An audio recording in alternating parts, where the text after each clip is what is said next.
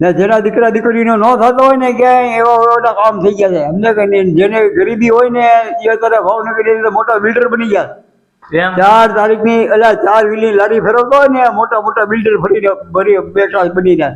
આ જે તમે જોઈ રહ્યા છો આ એનું જે છે ને ભોંયરું છે. કહેવાય છે કે એક સમયની અંદર આ જે ભોંયરામાંથી લશ્કર છે એ ક્યાંય સુધી આગે સુધી નીકળતું હતું, બરાબર છે.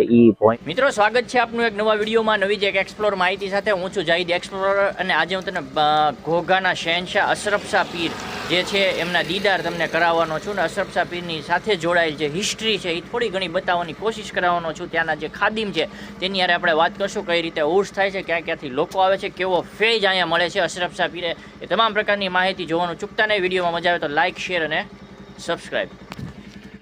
મિત્રો, આગળ તમે જે રીતે સાંભળ્યું કે અશરફ શાહ પીર, બરાબર છે, ઘોઘાના શહેનશાહ ને એક સમયની અંદર જેને કહેવાય કે હેડ ઓફ ધ પોઈન્ટ ઘોઘાના શહેનશાહ કહેવામાં આવે છે, બાદશાહ કહેવામાં આવે છે. આજે હું તમને જે બહારથી બતાવ્યું, હવે હું તમને અંદરથી બતાવીશ. અશરફ શાહ પીરની જે આખી દરગાહ આવેલી છે ને બહુ જલીલું કદ્ર જેને કહેવાય કે વલી છે. અને મેં તમને એક કીધું કે ભોંયરાનો ઉચ્ચાર કર્યો હતો કે અહીંયા એક જે હેડ ઓફ ધ પોઈન્ટ ઉપર આખું જે ભોંયરું આવેલું છે એ ક્યાંનું ક્યાંય નીકળે છે. એક સમયની અંદર કહેવાય છે કે બાપુએ અહીંથી ઘણા બધા એવા ચમત્કારો કરેલા છે, બરાબર છે. હવે હું તમને બતાવીશ જે આ વલી છે, જે તમે જોશો કે અશરફ શાહ પીરનું જે આખું ચોગાન જે છે એ આવેલું છે, બરાબર છે. અને હું તમને અશરફ શાહ પીરના દીદાર પણ કરાવીશ. અને બહુ જૂની ને બહુ જલીલું કદ્ર વલી છે અને લોકો ક્યાંયથી જેને કહેવાય કે એનો ફેજ લેવા માટે અહીંયા આગળ આવે છે. છેલ્લે આપણે અહીંના ખાદિમ છે એમની જોડે આપણે વાત કરીશું, કેટલા વર્ષ જૂની છે ખાદિમ, અહીંયા સારો અંજામ આપે છે, ખિદમત કરે છે. અને જેને કહેવાય કે લોકો જે છે એ પોતાની મન્નતો લઈ લઈને કેવી આવે છે, કેવા કામો થાય છે એ પણ આપણે વાત કરીશું. પણ હવે હું તમને જે છે એ વલીના દીદાર કરાવીશ, જે જલીલું કદ્ર વલી છે જેને અશરફ શાહ પીર કહેવામાં આવે છે.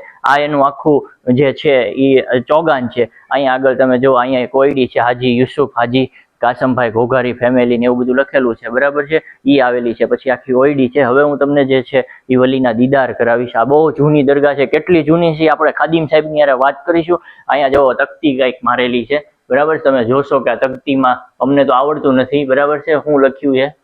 આ તકતી મારેલી છે. અને હવે હું જે છે એ તમને અંદર લઈ જઈશ. અસ્સલામુ અલૈકુમ સરકાર અશરફ શાહ પીર, બરાબર. જો આ જે જલીલું કદ્ર વલી જેને કહેવાય કે અશરફ શાહ પીર જેને કહેવામાં આવે છે, બરાબર છે ને, એક સમયના જેને કહેવાય કે ઘોઘાના શહેનશાહ.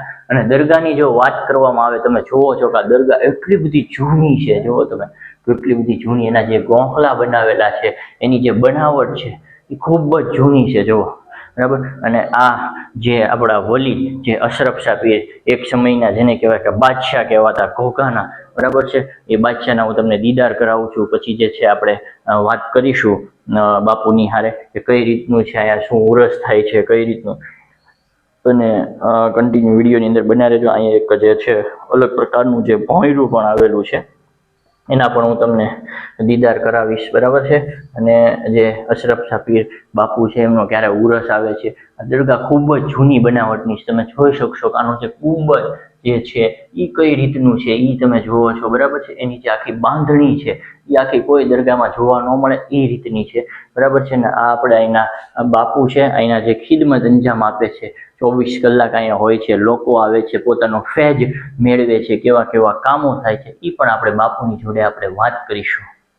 તમે અશરફ શાહ પીરની જે દરગાહ જોઈ, મેં તમને એમની મઝાર બતાવી, એની દરગાહ બતાવી, એનું બહારનું ચોગાન બતાવ્યું. હવે આપણી હારે છે એમના જે ખાદિમ જે છે 24 કલાક બાપુની ખિદમત કરવા માટે ઘણા વર્ષોથી જેને કહેવાય છે કે બાપુની ખિદમત કરે છે અને હંમેશા જે બાપુની ખિદમતમાં તત્પર હોય છે. આપનું નામ શું છે? નામ રહેમાનભાઈ, સીદી રહેમાનભાઈ, સીદી રહેમાનભાઈ. અને રહેમાનભાઈ, જો વાત કરવામાં આવે તો બાપુની ખિદમત કેટલા વર્ષોથી તમે કરતા હશો? અમે અમારા બાપ દાદા વખતે કરે, અમારા બાપુજી દાદા દાદી બધા વયા ગયા હતા, અમે હાચવીને બેઠા છે. આખી દરગાહ હાચવીને તમે બેઠા? આખી દરગાહ કોઈ છોડી આવે કામ થાય, એનું કામ થયા પછી અમને કે બાપુ કામ થઈ ગયું તો ભાઈ કામ કર. અમે કાંઈ કોઈ પાસેથી પૈસા રોકવા લેતા નથી ને કાંઈ ચર્ચા નથી, કમિટી નથી.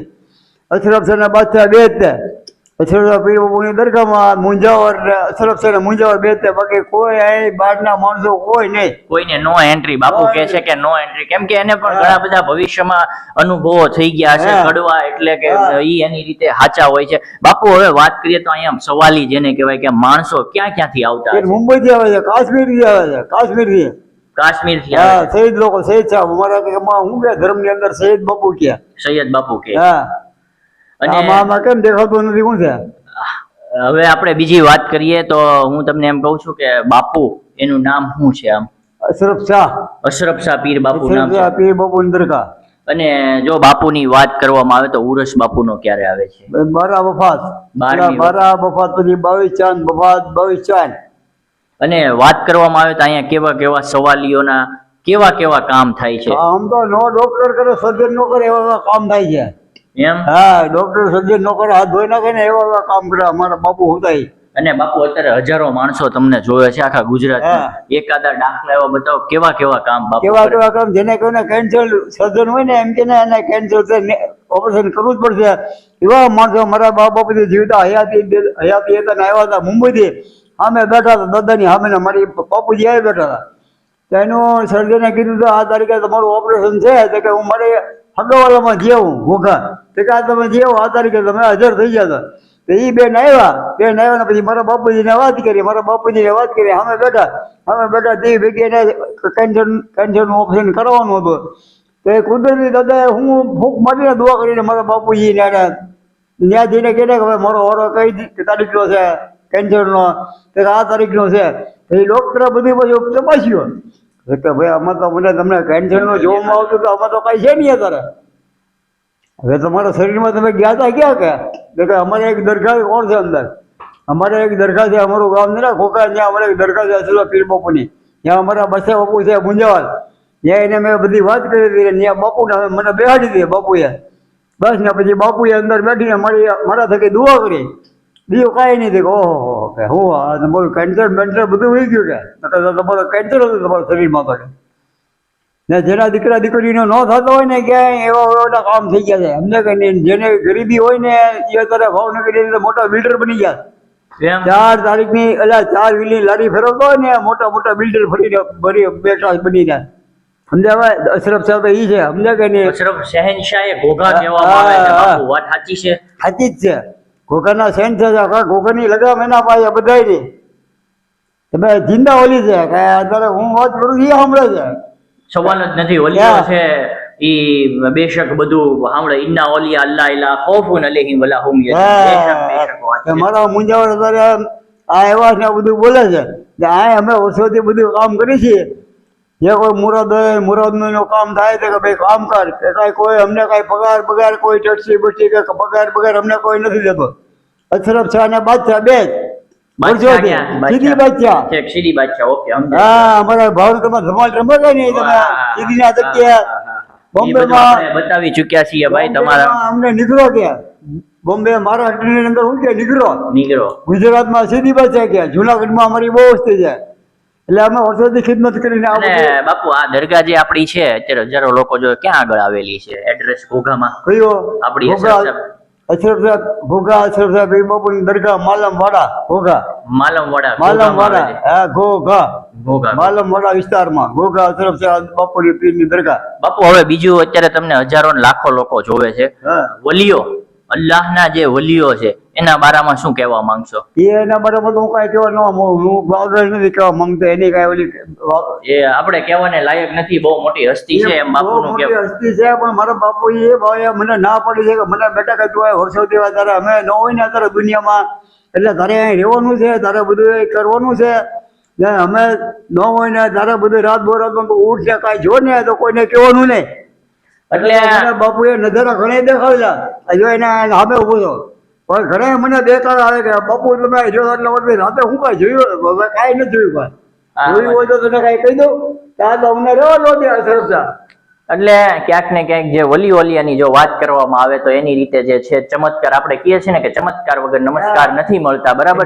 જે વલીઓ હોય છે એ વલીઓ એવા કામો કરતા હોય છે જેવી રીતે રહેમાન બાપુએ આપણને કીધું કે હું તમને કહી નથી શકતો કે અનેક ચમત્કારો છે એ અમે જોયેલા છે. અમારા બાપ દાદાએ ના પાડી છે ભાઈ કોઈને કોઈ વસ્તુ કહેવાની નથી. આ બધી વસ્તુ છે એ ભેદી વસ્તુ છે એ કહેવાની વસ્તુ બાપુ જાણે ને તું જાણે એ વસ્તુ બરાબર. ખાસ કરીને તમને જો વિડીયોમાં મજા આવી હોય તો અને ભાવનગર આજુબાજુ ગુજરાતમાંથી ગમે ત્યાંથી જોતા હોય તો જો તમે ઘોઘા આવો તો શહેનશાહ અશરફ શાહ પીરના દીદાર કરવા ખાસ આવજો. ખાસ ઉર્સ કરવામાં આવે છે ને ઉર્સમાં ખાસ ન્યાજ કરવામાં આવે છે, તો ન્યાજ માટે શું કહેશો તમે? ન્યાજ માટે તો મને મીઠું કરી છે, અમે ક્યારેક મીઠા ચોખા કરીએ, રવો કરીએ, સમજ્યા કે નહીં, એ બધું કરીએ, પછી તીખું કરીએ. બપોરની ન્યાજ હોય અમારે ભાવનગરની એક પાર્ટી છે, એ હું એમ કહું ને કે ભાઈ ફલાણા ભાઈ એટલી દેખ કરવાની છે, તો એમ કે બાપુ મંજૂર છે, દેખ તમારે બનાવીને આવી જાય. પણ આપણે કોઈનું અનાજ પાણી ખોટું બગાડતા નથી, એને આપણે એમ જ કહેવાનું કે ભાઈ એટલી દેખ જોહે બાપુ, સમજ્યા કે નહીં, વાંધો નહીં બાપુ. કઈ ફંડ ફાળો કે કઈ કરવામાં આવે છે? કાંઈ નહીં, ફંડ ફાળો મળે છે ને, અમુક મારી પાર્ટીઓ છે ને ભાવનગરની અંદર, એ મને ગુપ્ત દાન એને આપે દે આપી જાય. મારે એમ મહેમાન 3-4 8 દી રોકાય મહેમાન, 12 ગામથી મહેમાન મારી ગામના આવે છે. તો કેટલા દીનો ઉરસ હોય છે આપણે અહીંયા? 3 દીનો. એટલે 12 ગામથી જે મહેમાન આવે ને એ મારે 8-10 દી રોકાય. એનું 8-10 દીનું ખાવા પીવાનો હવાનો, છોકરા એના બધી આખી ફેમિલી હોય, એના છોકરાનો હવાનો નાસ્તો, બપોરની રોટી, રાતનું ઓળું, બધું મારો સંતા છે ને હું તો એ પૂરું કરે.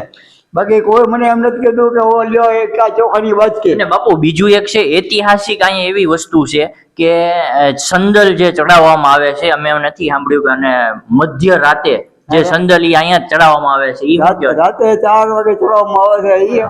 અને બાપુને સેલ્યુટ છે, ખાસ કરીને આપણા જે રહેમાન બાપુ છે આટલા ટાઈમથી ખિદમત. કેટલી ઉંમર થઈ ગઈ છે? મારી હારે તો છે, મારા બેન છે, મારા ભાઈ છે, અમે 4-5 જણા છે મુંજા. કેટલી ઉંમર થઈ ગઈ? મારી ઉંમર છે તો 65 વર્ષ. 65 વર્ષથી બાપુની ખિદમત કરે છે, એના કદમોમાં રહે છે, બરાબર છે.